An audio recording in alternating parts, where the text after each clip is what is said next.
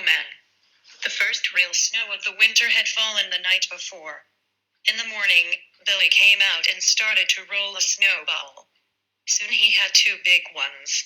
Round and round the yard again, there was a little snowball, just the right size for a snowman's head.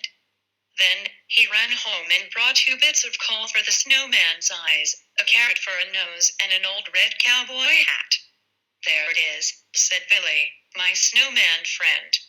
Later that evening, while he was eating dinner, one of his front teeth, which had been loose for a long time, finally came out. His mother said, "Don't forget to put your tooth under your pillow, so that when the tooth fairy comes she can wave her magic wand and turn your tooth into some money." Billy said, "Yes, Mom," and put the tooth into his pocket. After dinner, Billy put on his boots, coat, gloves and hat so that he could go outside and take one last look at his new snowman friend in the front yard. As he stood looking at his snowman and thinking what a great job he had done, he remembered the tooth was still in his pocket. With a smile, he took it out and stuck it in under the snowman's red cowboy hat. "Now we'll see how smart the tooth fairy really is," he said. "I bet she won't find it there." Right after midnight, a bright shining light came down and hovered in the little boy's front yard. It was the tooth fairy. She went straight up to the snowman and smiled as she shook her head. "That Billy, doesn't he know that you can't fool the tooth fairy?"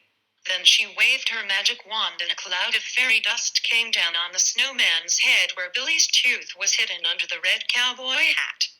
In a bright flash of light, the tooth was turned into a new shiny quarter, and the tooth fairy was gone. As the winter sun started to shine into his room, Billy jumped up, got dressed, and then ran out to see his new snowman and whether or not the tooth fairy had found his tooth. As Billy ran up to the snowman, he suddenly looked around and realized that something was different. There were funny tracks all over the yard in the snow, and the snowman was in a different place than where he had been the day before. He walked slowly up to the snowman and got really close to the snowman's face. And right at that moment, the snowman sneezed really loudly. Billy jumped way up in the air. He was really surprised and a little scared. "You can't be alive," he shouted. "Are you sure?" said the snowman rather nervously. He felt kind of bad for having sneezed and for scaring the little boy. "A snowman can't talk, or sneeze, or anything," said the little boy. "Well, if you say so," said the snowman. He then lifted up the old red cowboy hat and picked up the shiny new quarter. "By the way, I think this is yours." "You are alive," shouted Billy.